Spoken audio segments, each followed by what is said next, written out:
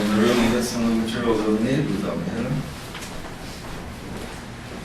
Meanwhile, we might as well work on raising our vibration up a little bit.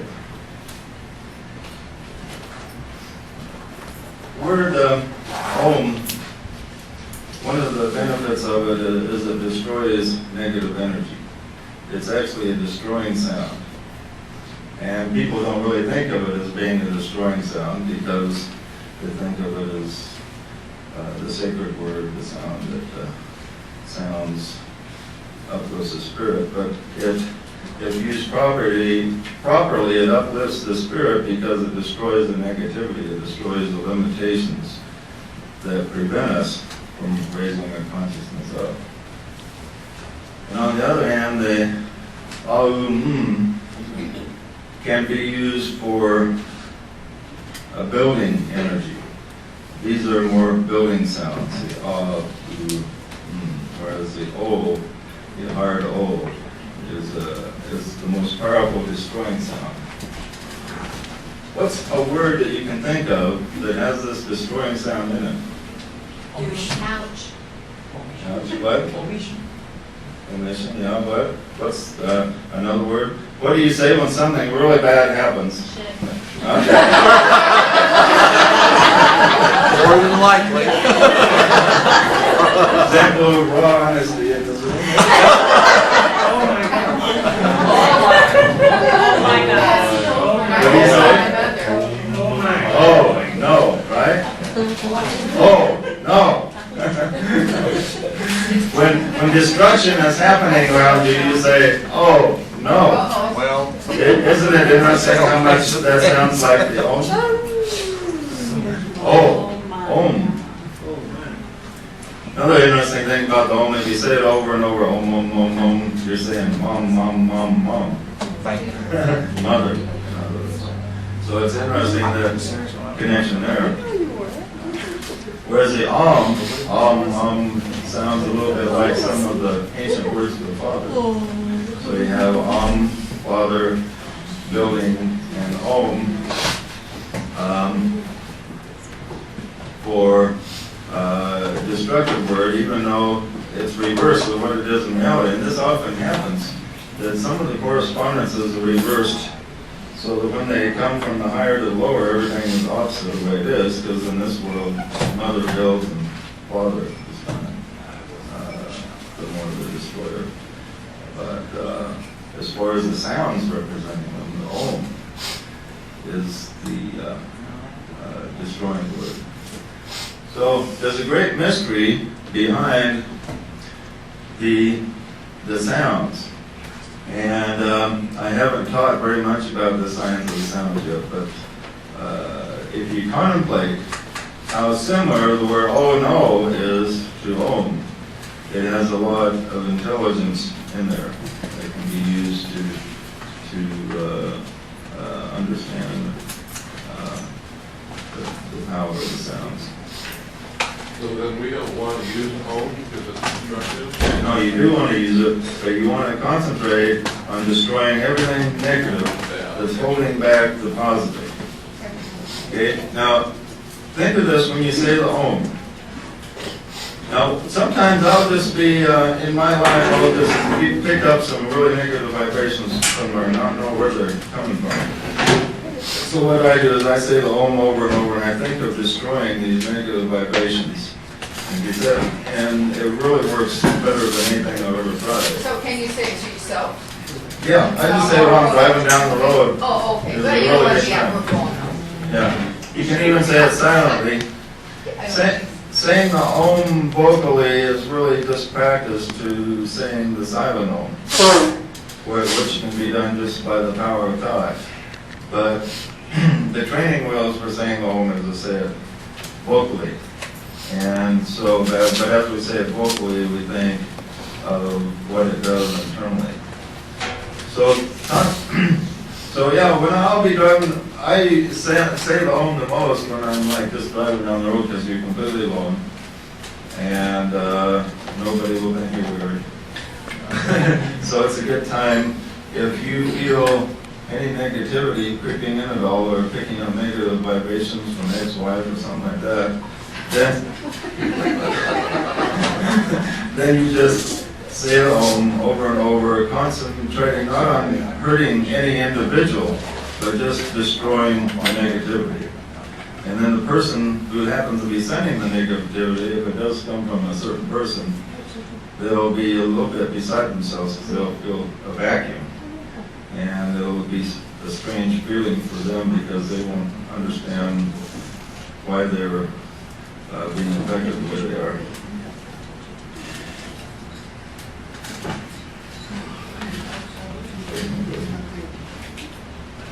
Okay. Okay, now let's concentrate on this. One thing I like about this group, this is a real positive group. Everybody here seems to really enjoy everybody else's company. Me and Brian were just watching everybody up on talking to each other, and we were commenting on how, boy, look at how everybody seems to really enjoy each other's company. And really seems to be a positive group. So there may not be much negativity here to destroy, but we can always elevate ourselves a little bit higher.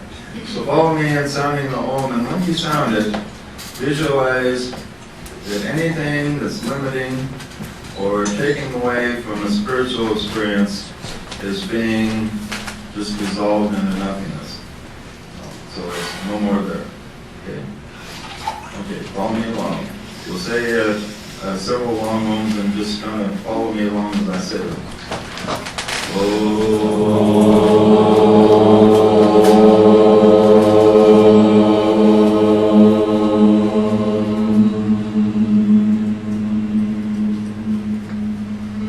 And which center would be best to concentrate on, do you think?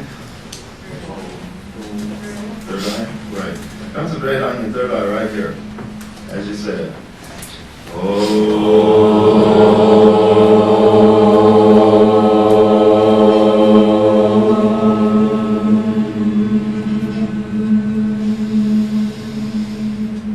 Just now concentrate on the light coming out from your third eye.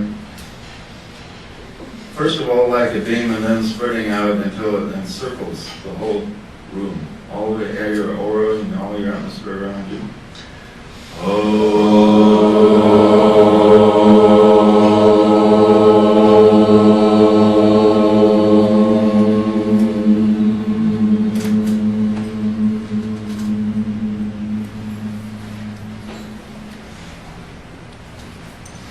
And this time, visualize the light again, but feel your heart energies being involved, and feel yourself like you're being lifted up, like you don't even weigh anything, like you're being elevated.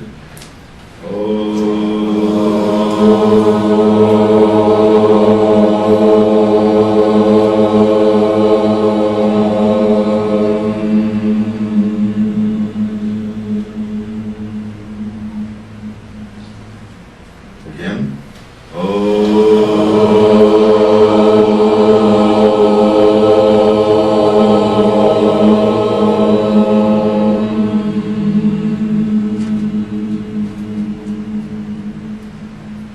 Doing lighter fill? Okay, lighter step.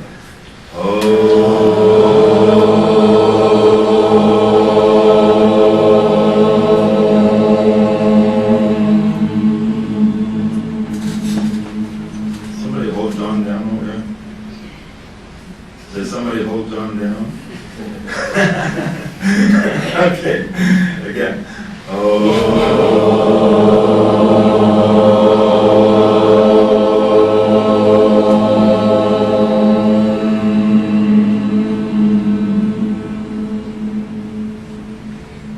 This time, think of your body being lighter merely as a symbol of your consciousness being lighter and being raised up. This time, visualize your consciousness being raised up.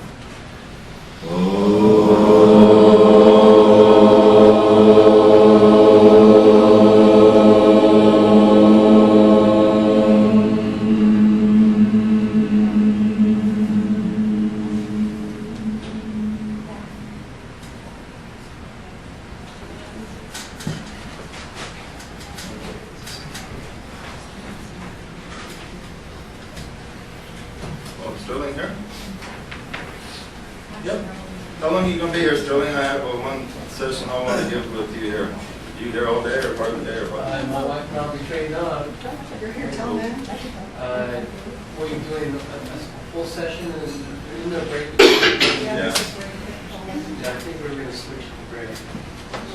Okay, well, switch back. Now we got our consciousness already. We'll raise ourselves up again.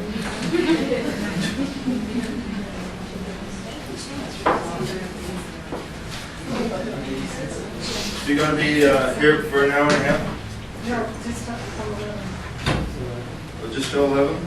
Oh, that's not enough time. When will you be here? Like a couple hours? I could talk to my wife and let me stay in both sessions.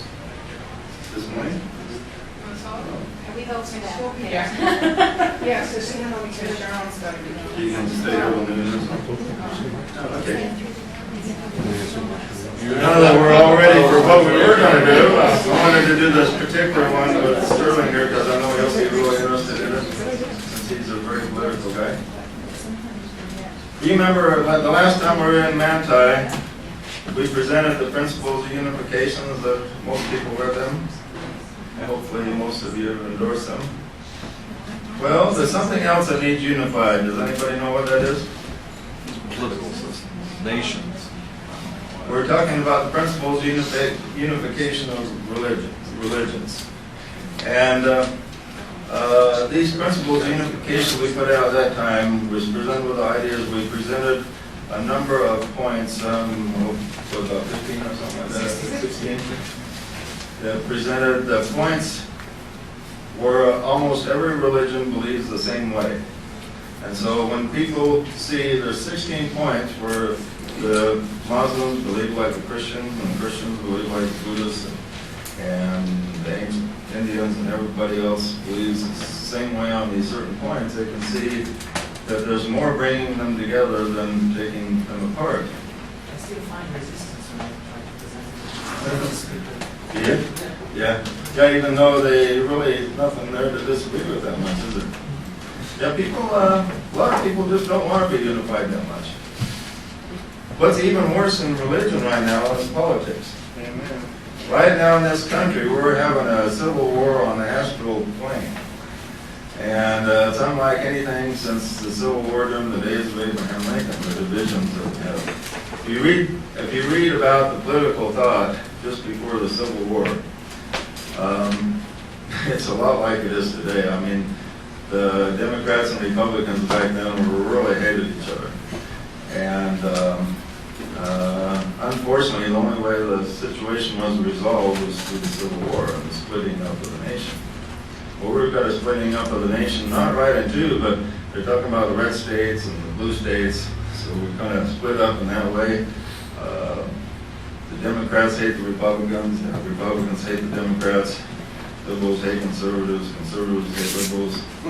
And so we're reaching a fairly dangerous point. It's good to have a certain amount of disagreement where they can be argument and dialogue and then reaching resolutions. This is the way it should be. But we're reaching a very strong dichotomy in our country that needs to be corrected to a degree. So what I've written is what is called the principles of unification. And there are 20 principles that both parties should agree on 100%. So I'm going to pass these out to everybody. Let me see, just take some and pass them along. Yeah. There you go. Why don't you pass them over?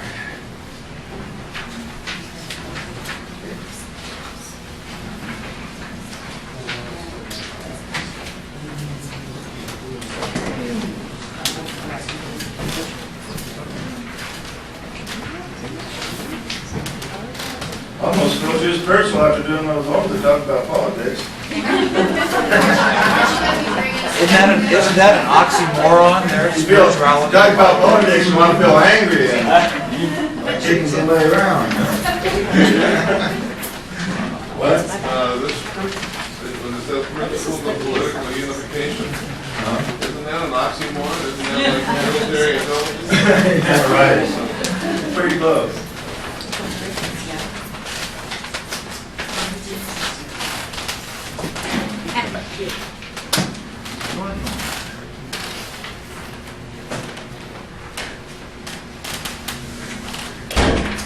And unfortunately, not only in this country, it seems to be kind of a worldwide thing. Yeah. Wherever you go, whichever country, there's a big dichotomy in political thought, and a lot of hatred involved among this dichotomy. It's probably strongest in the United States as it is anywhere, because we have a lot of freedom of thought here with cable, and every view is presented here probably more than anywhere. So you've got a lot of dialogue going on, and it's to the point that if the person they're opposing even says something they believe in, they won't agree with it. You know, that's how closed-minded both sides are starting to get on this, is that either Bush or Clinton or whoever gets up and says something like, I believe in prosperity, they'll say, well, I can disagree with that. It doesn't matter what they say. They'll disagree with it. And just because people are developing a mindset that the other side is just evil and needs to be destroyed. And what we need is a little bit more unification, judgment, common sense, brotherhood, and respect. Okay, so here's the principles. We'll read through them and talk about them. Now, we probably got people on both sides of the political spectrum in this room, I'm sure. Might be pretty close to 50-50. And so this is the group here is a good testing ground. So what we want everybody to comment on is, do you agree with these principles from your point of view politically? And we'll try to avoid discussions as to which is the best Republican or Democrat. Okay. Number one, I will seek that which is good for my country above that which is good for my party. You think both parties should do that? Yes. Okay. Now, I know there's also a few libertarians, so even the minority parties should hopefully agree with that. Okay, nobody disagrees. Okay, good. Now, who's going to decide what's good, though? Well, everybody has to have their own. For most people, they can see what's good. Like, but you're right. Everybody has a different definition of good. But some people, sometimes in politics, it doesn't matter. Even if they recognize the good, they will negate it for the good of their party. You know, I mean, blatantly disregard it. Yeah. I was just going to comment that there's two extremes of this particular point. First of all, as it is, I think everyone can agree with it. It doesn't have a lot of teeth because it's like in Sunday school they say, the answer to every question is, what would Jesus do? Yeah. Well, it depends on if you're talking to a New Ager or a fundamentalist Christian, because they both interpret Jesus into their own best liking. And so it's a good point that that which is good for my country, which is good for my party, what do you mean by good? Well, that opens up a whole can of worms because of that principle. But if there's a way that we could maybe rephrase that word good to say that which is in accordance with my conscience, because now we're going to a standard that isn't so ambivalent. Yeah, the trouble with this is it's not perfect. But what we want to do is establish a certain mindset that, the good of the country, like Fox says, the good of the many is better than the benefit of the few, or whatever as he was trying in that show. I can't remember the exact wording. Yeah, Larry. When you're saying good here, the way I read it, you're not saying some absolute standard of good. You're saying if I'm a person and I look out here and from my point of view and my values, I think this is good for the party and good for the country. Just from my values alone, I choose that which from my values is good. There's no absolute standard of good there. Yeah. If you think something is good, then you follow those standards. Yeah, like let's suppose,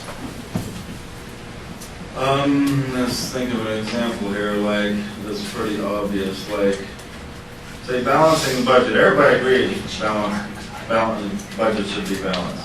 So let's suppose that your party wants to spend a whole bunch of money for political purposes on research and sex life at Kinsey Flat because a bunch of people in your party is going to be benefited, okay?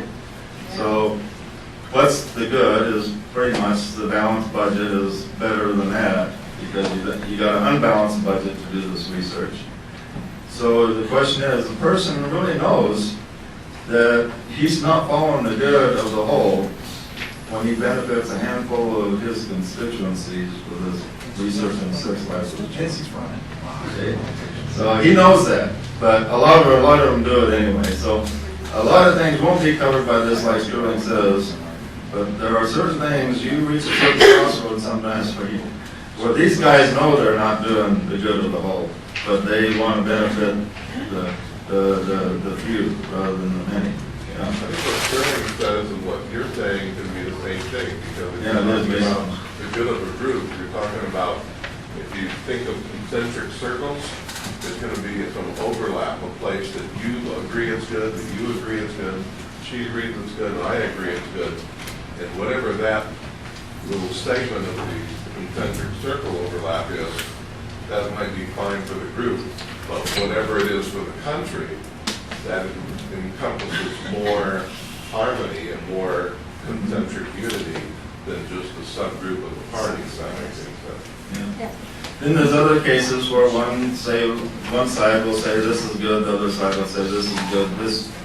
This principle won't resolve that, but it will resolve some things if they commit themselves to doing the following their conscience, like Sterling says, and doing the good that they recognize. Yeah.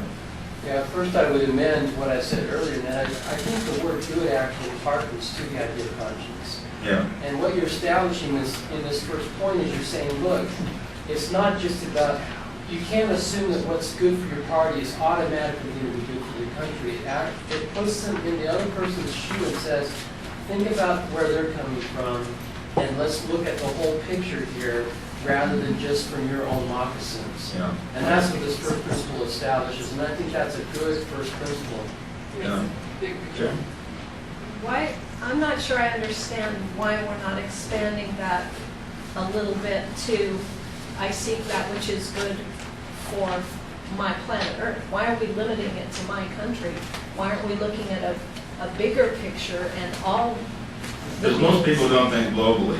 Now, if you're talking about metaphysical people, that would be good. But when you're talking about the political animals out there, But maybe we should. they'd say, this is a bunch of New Age mumbo jumbo you're trying to run down. But for people like us, that would be good.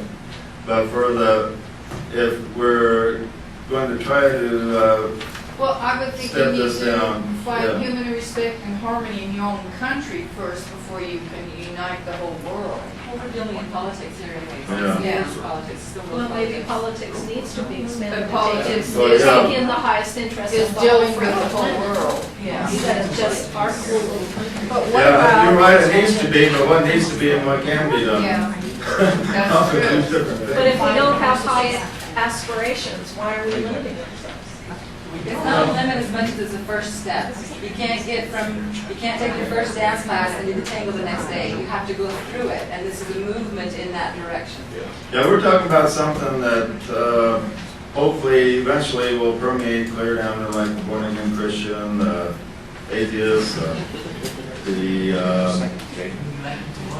capitalist, businessman, all these people that really are not into metaphysics, but just, and they can understand the word good. Start with that. Yeah. It seems to me, like you said in the beginning, we've got the separation going on, I'm Republican, I'm Democrat, and we've become so segregated in the party-wise that the first statement says, wait a second, we have a common ground, that's our country.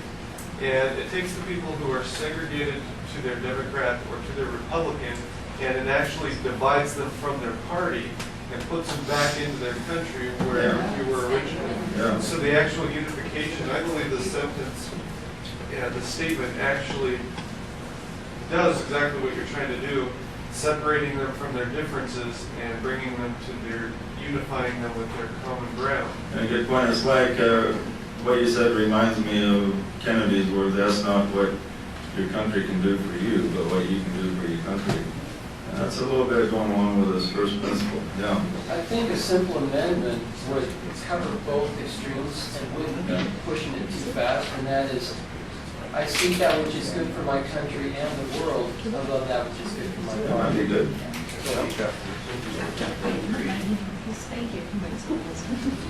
Well, Country and the world, that sounds good. What do you guys think? That's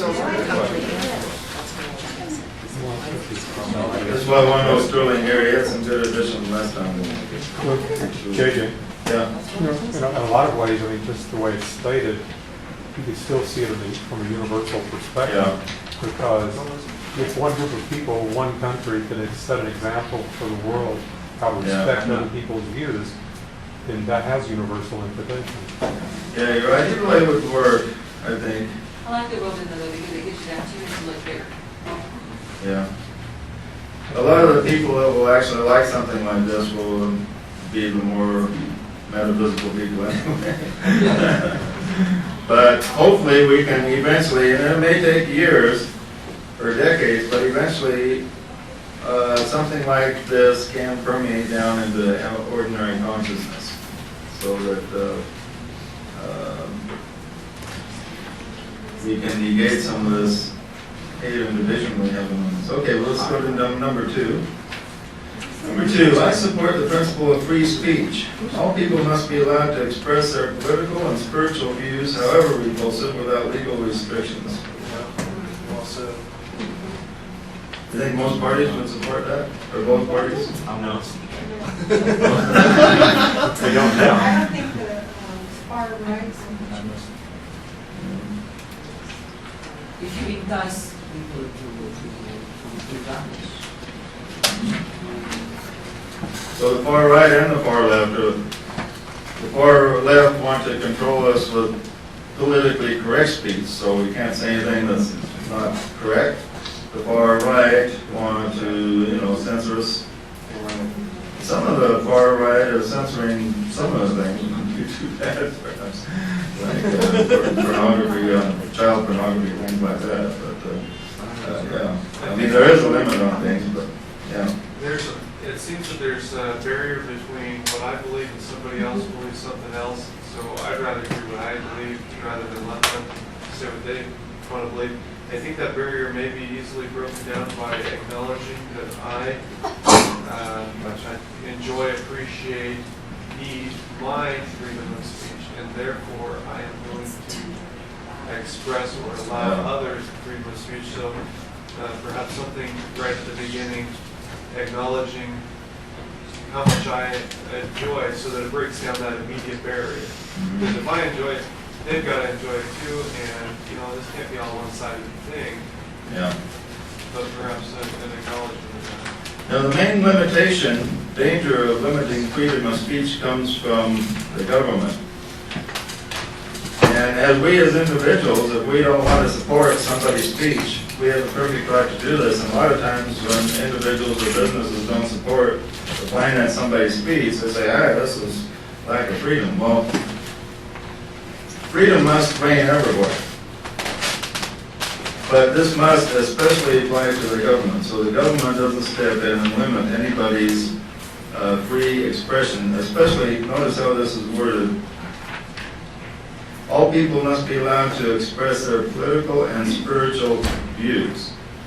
So things like child pornography doesn't enter into that, for instance. Or if, that may be where the government actually maybe should step in to limit things that would be harmful to little children, for instance. That would be a good example. Because they have their freedom of expression, that type of thing, they got to take away the freedom of a little child. Yeah, violating someone's rights. It's Yeah, not right, having your freedom. right. Yeah. And you showed this through your postings of Benjamin Green. Yeah. You showed, and you set the example. Okay. Yeah. Because no matter how repulsive, if some Nazi wants to have a parade or something like that, or or speak or buy time, and somebody's willing to sell it to him. On the other hand, if a Nazi wants to buy space in a newspaper and the newspaper refuses to sell it to them, are they violating this free speech? No, because they have the right to sell or not sell to the person. So that's not a violation, yeah. Two thoughts. All people must be allowed. What if you change the must to may be allowed? It sounds less power hungry. Instead of all people must be allowed, How about all should? people should, could, may, I wouldn't use the whatever. word should. And then, I like the word should.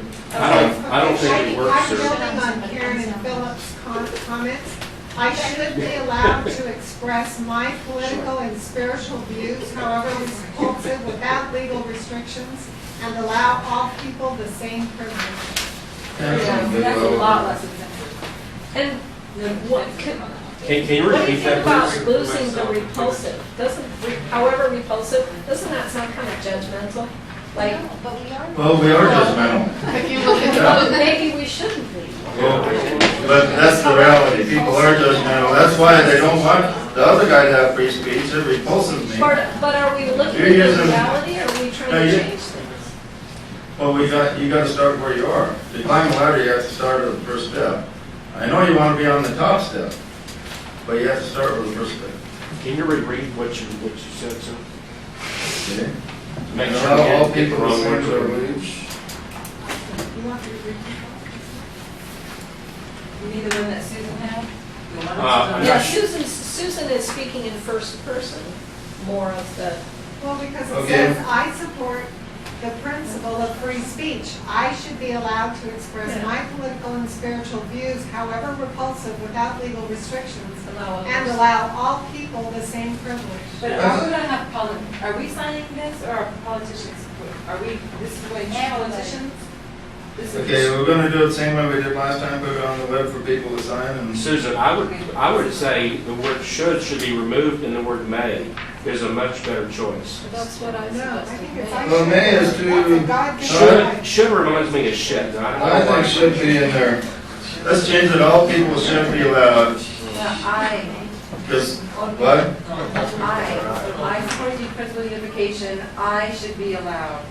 Well, not just you be allowed. All people should be allowed. And then, like Susan. JJ, if you look at the Constitution, the word should is not anywhere in that. Yeah. And they didn't use that, and they chose not to use that word for a reason. What did they say? That the right of the people shall not be abridged? Shall sounds a whole lot different than Shall, should. but- Well, what was your wording again? Go ahead. What I'm saying is, And like the people that are into the alcohol or whatever, it would be interesting to see the breakdown of the difference. All right, shall we vote on shall or should? Shall. Before we get the vote, I would like to say one thing. It doesn't sound nice to be should have. Well, and I wonder, So that's my persuasion. well, and for those who do the, is it alphabetology, where you break down the word, it would be interesting to see, take some different words and see what kind of breakdown is, I'm and telling you, energy should is. is an awful one. Okay, Well, and let's I try don't like shall. must. Take a So vote. Shall. God, Should is an out. No, it'd be let's interesting try to it. see what the energy is attached to each of those words. Just say it. I've already done should. Yeah. It's bad. I shall Must be is too. allowed to express Have my some- political and spiritual views, however repulsive, without legal restrictions, and allow all people the same Oh, I privilege. see. You're saying allow all people to experience all people there. Right? Uh-huh. Yeah. That sounds okay. How about just I am The allowed? reason. Well, that's decreeing your own authority. We want authority of the group. I shall be allowed. Yeah. I guess I'm wondering, by changing that wording in that sentence, we're going to need to be parallel throughout the entire document. We need to make a decision if we're going to be in the first person voice or if we're going to be in the general voice. Yeah, that's a good point. It starts out like It first starts of out all, first first person. person. It starts out, Voice. each one starts out on. Each one starts side. So I think first person is, It looks for the most part like it's written in first person. yeah, they all Yeah. start with on. We just keep The second, when the second sentence starts with all people, they'll start with I and Okay. I. Let's go on to number 3. But this number 2, yeah. On number 2, thinking of a principle here, and that is that that's not being taken into account. And I think when you have free speech, there also needs to be the freedom of a person to turn it off or to walk away. If somebody is imposing their free speech on somebody, that itself is repulsive. That's a good point, because a lot of people equate free speech with the freedom to be heard. In other words, you have to sit there and listen to me, and that means I have free speech because you got to listen to me. I mean, that's not what free speech is. The spammers, one of the worst abusers of spam are the pornographic people. Yeah. I find that highly offensive that they're abusing my forum, my email box, to bombard me with their garbage. Yeah, and there's no way to cancel anything. And you have your kids come on the internet and they have all kinds Yeah, of that's stuff. definitely an abuse, and that's not free speech. Yeah, free speech When entitles you're freedom to not bombarded hear the with speech somebody else's also. rights. So can you say that in there somewhere? And you know, a lot of people say that, let's take Whoopi Goldberg got up and said all these naughty words about George Bush, and her sponsor dropped her. And she's exclaiming, I don't know, that doesn't take away my free speech, but her sponsor has the perfect right to say, hey, I'm not going to pay you to speak anymore. So, you know, he has the right to do that. So free speech isn't forcing somebody to pay you to speak. You know, free speech is really governed by the government, means the government can't step in and tell you you cannot speak, like Saddam Hussein used to do. If you said anything negative about him, well, you'd be drug off to the torture chamber. People have to not confuse the difference between political rights and property rights. You know, a political right means if the police don't want to arrest you if you say something. A property right means I don't have to, publish you in my newspaper. I don't have to put you on my radio show. I can turn the radio off, my radio off, if I don't want to hear it. You know, like let's pick the most despicable person we know about is the neo-Nazis, perhaps. They have free speech, but that doesn't mean a newspaper has to publish them. Doesn't mean the radio has to sell them an ad.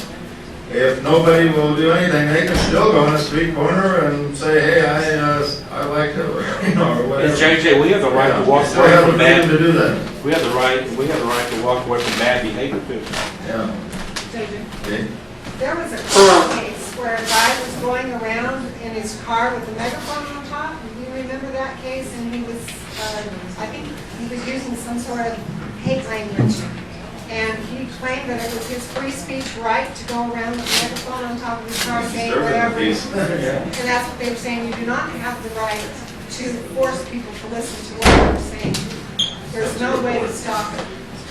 And so, Yeah, again, we get back to the middle way where the key is to not impose your speech on others, but be able to speak the truth when the truth is required, whenever you feel like it, to whoever will listen to you. Because if you're speaking the truth will make its own way. And so as long as there's free speech, the truth eventually gets out. Wherever the truth lies, it will get out if there's free speech. This is why this was the #1 amendment to the Constitution, because it's so important. We don't have free speech. We really don't have a lot or a lot of hope even. So this is extremely important. And both sides claim to believe in free speech, but both sides step over the line on it periodically. And so if this ever becomes very well known, and some politicians stepping over the line with free speech, we can say, hey, you agreed to this. Now you're stepping over the line. You know, you're